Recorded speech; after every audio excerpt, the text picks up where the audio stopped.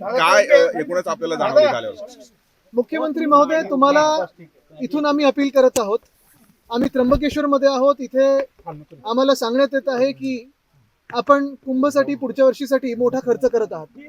काल ह्या दोन लहान मुलांनी, शाळेतल्या मुलांनी, स्मिता याचं नाव आदित्य, याचं पण नाव आदित्य, या दोघांनी व्हिडिओ बनवून देशभरात आपण पाहतोय एक वेगळी जी काही मोहीम चालवली आहे, विद्यार्थ्यांनी चालवलेली आहे. देशभरातल्या गावागावात विद्यार्थी येतात पुढे आणि आपल्या शाळेबद्दल जी काही स्थिती आहे किंवा रस्त्याची असेल, गावाची असेल, त्याच्याबद्दल बोलतात.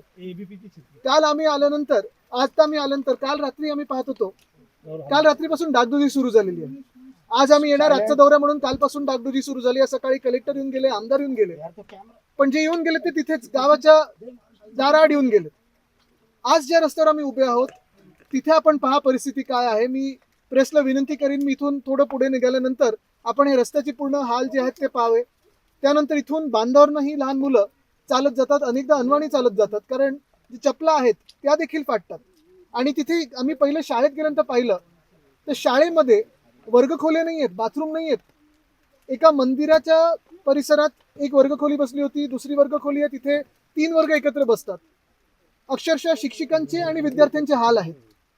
मुख्यमंत्री महोदय, आपण जर पाहत असाल तर जसं आपल्या एका आमदारासाठी आपण काल स्पेशल केस करून 18 कोटी शासकीय पैशाचे कर्ज दिलेले आहेत, तसं जरा स्पेशल केस करून अशा शाळांना आणि अशा गावांना देखील आपला फंड इथे पोहोचेल आणि नुसतं पोहोचेल तो कॉन्ट्रॅक्टरच्या हातात आणि पोटात नाही, तर खरोखर रस्त्यावर येईल हे आपण काळजीपूर्वक पाहावं.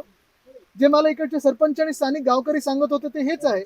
2 वर्षापूर्वी पण हा रस्ता बनवला गेला आणि तो रस्ता असं सगळ्यांना वाटलं होतं की टिकेल, पण 2 वर्षापूर्वीचा रस्ता आणि आता काल रात्रीचा केलेला डागडुजीचा रस्ता दिसतोय का तुम्हाला कोणाला? नाही दिसत आहे. मुख्यमंत्री महोदय, जरा लक्ष असू द्या. शिक्षण मंत्र्यांचं लक्ष खरोखर शिक्षणावर आहे का? आणि आपण पाहताय राज्यभरातून, परवा कर्जत मधून झालं, आणि काय होत आहे की एखाद्याने व्हिडिओ टाकल्यानंतर, एखादा राजकीय दौरा लागल्यानंतर धावपळ होते. सत्ताधारी पक्षाची ही सगळी गाव आहेत, म्हणजे मतदान त्यांना झालेलं आहे किंवा त्यांना वर्षानुवर्ष जे आता सत्तेत बसले ते इथून स्थानिक लोकप्रतिनिधी आहेत. मला याच्यात राजकारण आणायचं नाही, पण राजकारणा पलीकडे जाऊन मी खास या 2 तरुण विद्यार्थ्यांचं अभिनंदन करायला आलो, कारण ह्यांनी हिंमत दाखवली.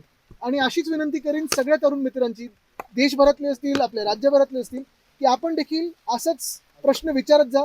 अगदी आम्हाला विचारले, विरोधी पक्षाला आणि सत्ताधारी पक्षाला, हे आपलं कर्तव्य आणि ते आपण करा. आम्ही आमचं कर्तव्याचं जे काही पालन असतं ते आपल्यामुळे ही राजकीय लोकांना जाग येते.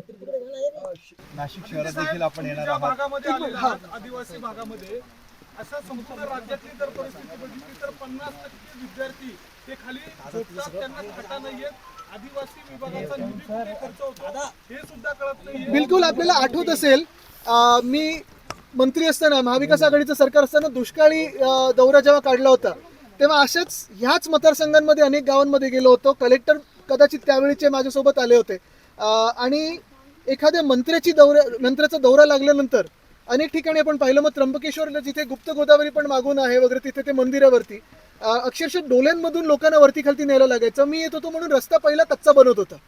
म्हणजे अनेक वर्ष आपण पाहतोय की सरकार येतात, सरकार जातात, लोकप्रतिनिधी येतात जातात, बदलतात, पण परिस्थिती का बदलत नाही. आणि परत एकदा मी हेच सांगेन की जसं ही स्पेशल केस एका मुख्यमंत्र्यांच्या जवळच्या आमदारासाठी, साखर कारखान्यासाठी केली, तसं ह्या रस्त्यासाठी असेल, राज्यातल्या शाळांसाठी असेल, स्पेशल केसेस सगळीकडे व्हाव्यात. ठेकेदार जुमानत नाही आहेत अधिकाऱ्यांना, अधिकारी लोकांचं ऐकत नाही आहेत, अशी सगळी परिस्थिती आहे. सिंहस्थाचे कोट्यवधीचे कामं सुरू असताना सुद्धा ते कामं सुद्धा अपूर्ण आहेत. आता इथून आपण पुढे नाशिक शहरात जाऊन ती देखील कामं सगळी पाहणार आहोत. पण तुम्हाला एक सांगतो, मी आता मुंबई नाशिक जेव्हा येत असताना, आणि हे अनेक वर्ष मी पाहतोय, अनेकदा आम्ही सोशल मीडियावर व्यक्त झालेलो आहे, अनेकदा आंदोलनं देखील झालेली आहेत. भिवंडीचे जे रस्ते आहेत, नॅशनल हायवे अथॉरिटीचे, ते 2 पूल जे आहेत ते अजून पूर्ण झाले नाही आहेत. 10-12 वर्ष आम्ही पाहतोय तसेच्या तसे चाललेले आहेत.